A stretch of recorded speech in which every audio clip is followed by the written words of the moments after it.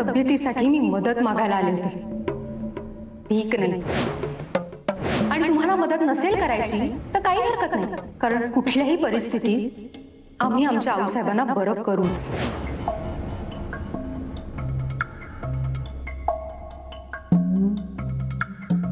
कशी आहेस ना तू, मनाला भुरळ पाडणारी, प्रचंड हट्टी, अगदी माझ्यासारखी. म्हणूनच आवडतेस मला तू. तुझ्या डोळ्यामध्ये ना प्रचंड आत्मविश्वास आहे. तू बोलतेस तो शब्द जणू काही काळ्या दगडावरची रेघ असतो.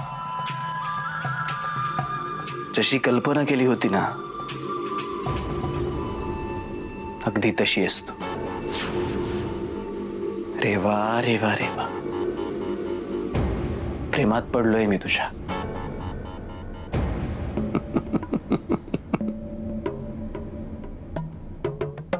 साहेब, बाहेर कोणतरी भेटायला आले आपल्याला. इतक्या रात्री कोण आलंय? गुंडप्पाचं नाव सांगतायत. काय करू?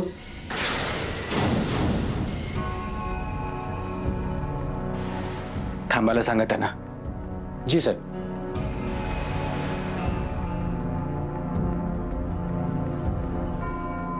आता का आले इथे? सगळ्यातून सुटून जाण्याचा प्रयत्न करतोय आणि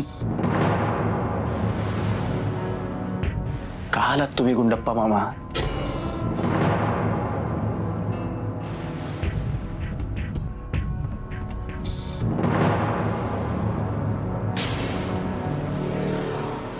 मधू,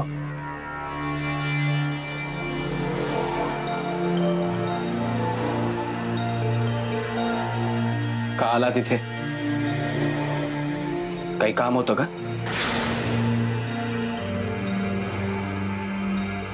काम होतं, पण माझ्या मधूकडे. इथे कोणीही मधू नाहीये. काय पण बदलला नाहीस बघ. तसंच बोलणं.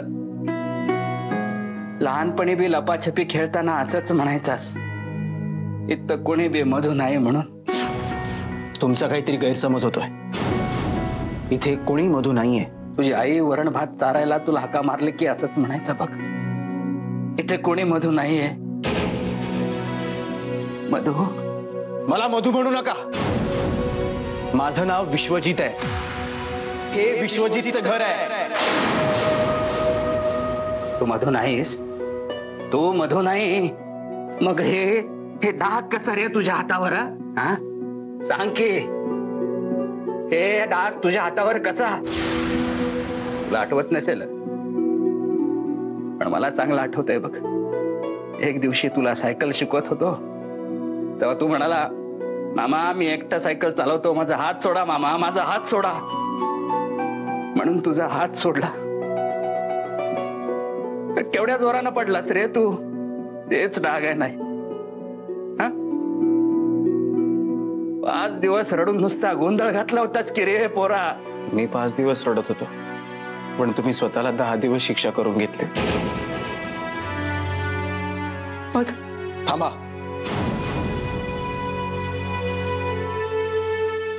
पण तो मधू इथे नाहीये. मधू मेलाय केव्हाचाच. असं म्हणू नको रे पोरा. मरू दे तुझा दुश्मन. तू निघून गेल्यावरती लई शोधलं रे तुला, लई शोधलं, पण नाही मिळालास तू. आम्ही तर आशाच सोडून दिली होती तू मिळशील म्हणून. आता इतक्या वर्षांनी सापडल्या तर यातलं अभद्र बोलतोस तू.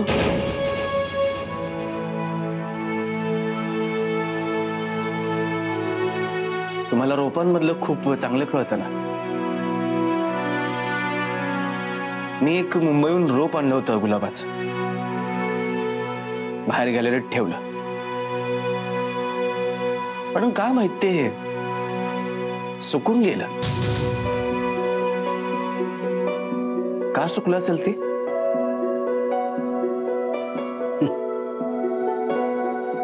माती बदलली असणार बघा त्याची. एखादं रोप एका मातीत रुजलं तरी दुसऱ्या मातीत जगेलच असं नाही बघ बाळा.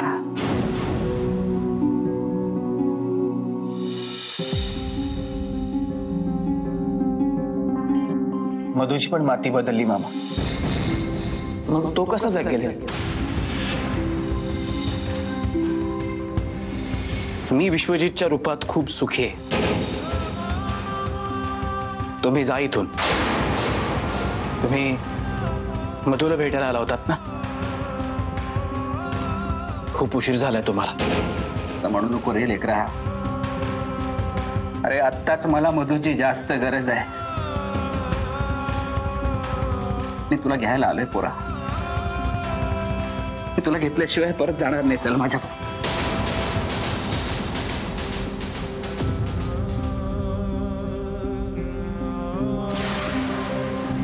कदाचित विश्वजित येईल तुमच्यासोबत, पण मधू नाही. कदापि नाही.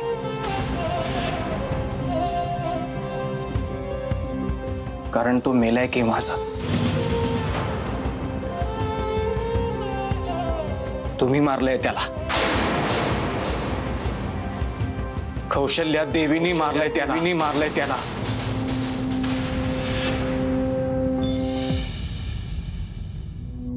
शंभू दादा, आऊसाहेबांच्या रूम मधलं पाणी संपलंय, ते नेऊन ठेवा. आणि हो, संध्याकाळी त्यांच्यासाठी पेज बनवायची, त्याची तयारी करून ठेवा. हा हो. आणि गुंडप्पा दादांना जरा पाठवून देता का? ते आले नाहीत अजून. आले नाहीये? बरं, या तुम्ही. कुठे असतील गुंडप्पा दादा? अजून कसे आले नाही? मी उगाच पाठवलं त्यांना. विश्वजित त्यांचा ऐकणार तर नाहीच. उगाच त्यांचा अपमान करत असेल. आज इतक्या वर्षांनी तुम्हाला तुमच्या मधूची आठवण झाली? जेव्हा मला तुमची गरज होती तेव्हा कुठे होतात तुम्ही? तुला काय वाटलं रे पोरा? तू निघून गेल्यावरती आम्हाला काहीच वाटलं नसेल? अरे आऊसाहेबांचा रडून रडून जीव जायची वेळ आली होती. जंग जंग पछाडलं तुला शोधायला. नवस बोलायला एक देऊळ ठेवलं नाही शिल्लक, की एक देव ठेवला नाही शिल्लक. हे असं तू म्हटला म्हणून नाता तुटत नसतंय रे. हे उडगा हेळू, सांग की मला, तू कौशल्याचा मुलगा आहे हे विसरू शकतोस? तोडू शकतोस का हे नातं? तेच तर दुःख आहे. मी या नात्याला कितीही नाकारण्याचा प्रयत्न केला ना, तरी सावलीसारखं हे माझ्या मागे येत राहणार. अरे पोरा, रक्ताचे नाते असे तुटत नसतेत रे. पाण्यावर किती बी काठी मारलं ना, ते पाणी अलग होत नाही, ते परत एकत्र येतायच बघ. चल माझ्या बरोबर. तुम्हा मायलेकरांची भेट बघितल्याशिवाय माझ्या पिंडाला कावळा बी शिवणार नाही बघ. चल माझ्या बरोबर. नाही मामा, जे रेवाला सांगितलं तेच तुम्हालाही सांगतोय. माझा तुमच्याशी काही एक संबंध नाहीये, आणि जो होता तो मी केव्हाचाच तोडलाय. इतका कठोर होऊ नकोस रे पोरा. तुझ्या आईला आत्ताच तुझी सगळ्यात जास्त गरज आहे बघ. आणि मला जेव्हा गरज होती तेव्हा कुठे होती ही आई? ती तेव्हाही नव्हती आणि यापुढेही नसेल. मला या सगळ्या जाळ्यामध्ये नाही अडकायचंय मामा. मी उद्याच हे गाव सोडून जातोय.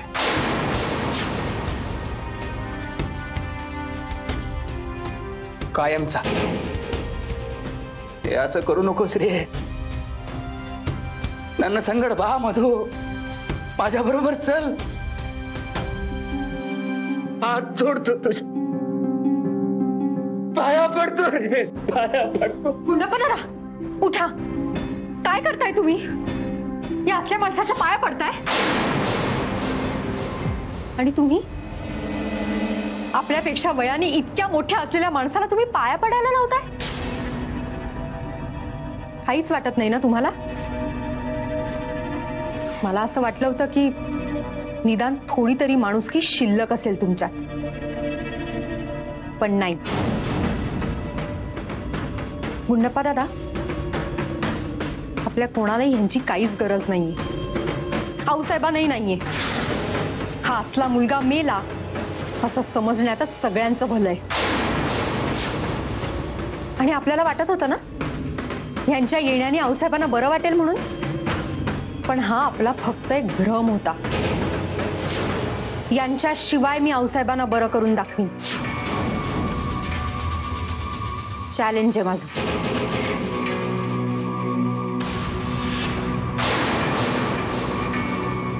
चला. एक मिनिट. दशरथ, त्या रूम मध्ये मी एक बॉक्स ठेवलाय, घेऊन ये. मी इथे जे काम करायला आलो होतो ना ते काम झालंय माझं.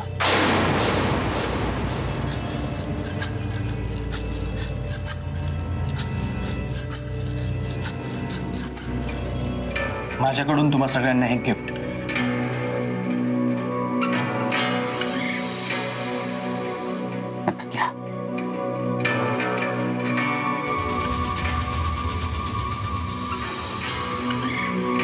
उघडून बघा ना.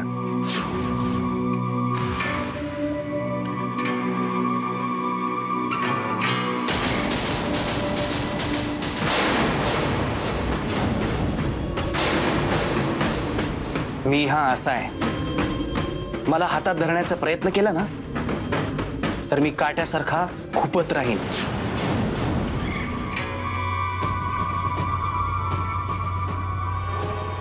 आणि म्हणूनच मी हे इथेच ठेवून जाते, कारण या असल्या बोचऱ्या वस्तूंनी आमचा वाडा सजवायची आम्हाला हौस नाही.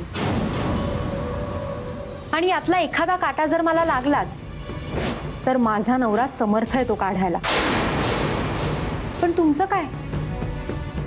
तुम्ही कालही एकटे होतात, आजही आहात, आणि पुढे आयुष्यभर तुम्ही एकटेच राहणार आहात. अगदी बरोबर ओळखलं ना तुम्ही स्वतःला मिस्टर विश्वजित. अगदी असेच आहात तुम्ही, अगदी असे.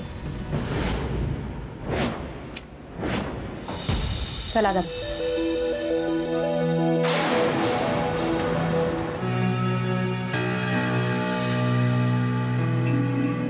मेघदत्त, ये लवकर. आईस्क्रीमची दुकानं बंद झाल्यावर येणार आहेस की काय? या या या. आलात तुम्ही? कुठे होतात आणि लक्ष कुठे असतं तुमचं आजकाल? मी मेघदत्त बरोबर बाहेर जाणार आहे, तर या घरात लक्ष ठेवायला कुणी नको का? आणि ती रेवा, ती पण नाहीये घरात. कुठे गेलीये कुणास ठाऊक. गुंडप्पा दादा, कुठे होतात तुम्ही? आणि रेवा कुठे? घरात कुठेच दिसली नाही ती. अरे आलात तुम्ही मॅडम. कुठे होतात? बाहेर गेल्या होतात इतक्या रात्री? काल रात्री बाहेर होतीस आणि आज पण बाहेर होतीस. काय चाललंय काय तुझं? आता उत्तर दे तुझ्या नवऱ्याला.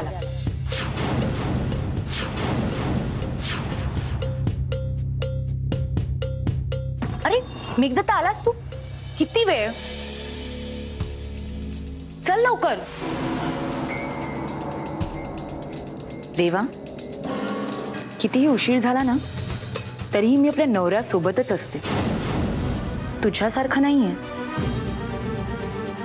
अनय, मी विश्वजितकडे गेले होते.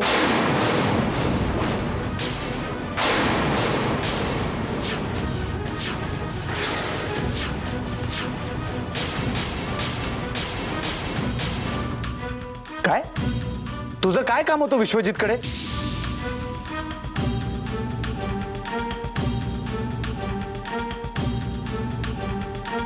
मला तुला सगळं खरं खरं सांगायचंय. गुंडप्पा दादा, वेळ आली आता सगळ्यांना सगळं सांगायचे.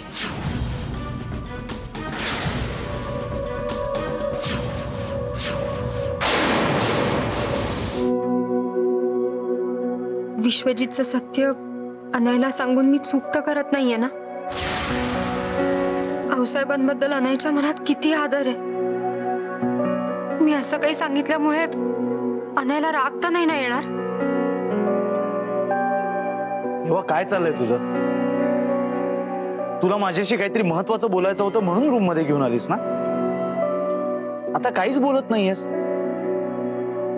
काय झालंय मला सांग. तू विश्वजितकडे रात्रीची का गेली होतीस, ते सुद्धा गुंडप्पांना घेऊन?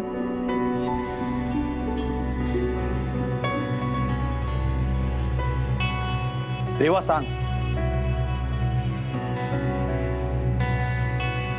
आणि बऱ्याच दिवसांपासून मला तुला काहीतरी सांगायचंय ऍक्च्युली. अरे दिवे कसे गेले एकदम? थांब मी बघून येतो. आणि तू आऊसाहेबांबरोबर राहा. उगाच रात्रीचं त्या एकट्या असतील तर घोळ व्हायचा.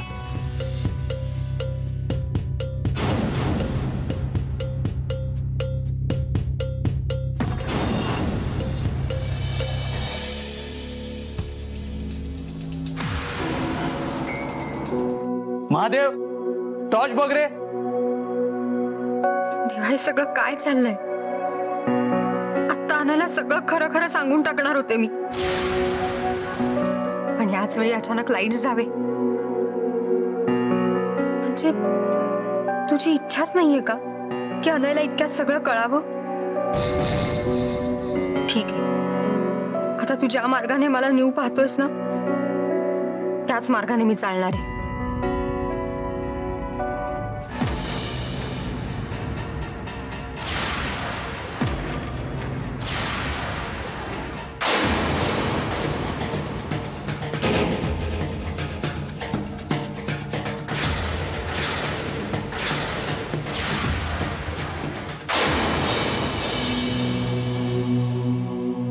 रेवा का?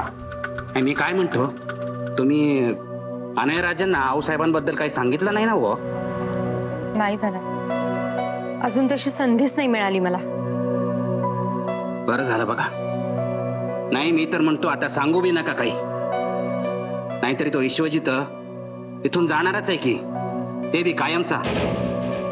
तेव्हा झाकली मूठ 1.25 लाखाची ठेवलेली बरं बघा. तुम्ही काळजी नका करू दादा. विश्वजित हा विषय आता कायमचा संपलाय, त्याचा विचारही करू नका तुम्ही.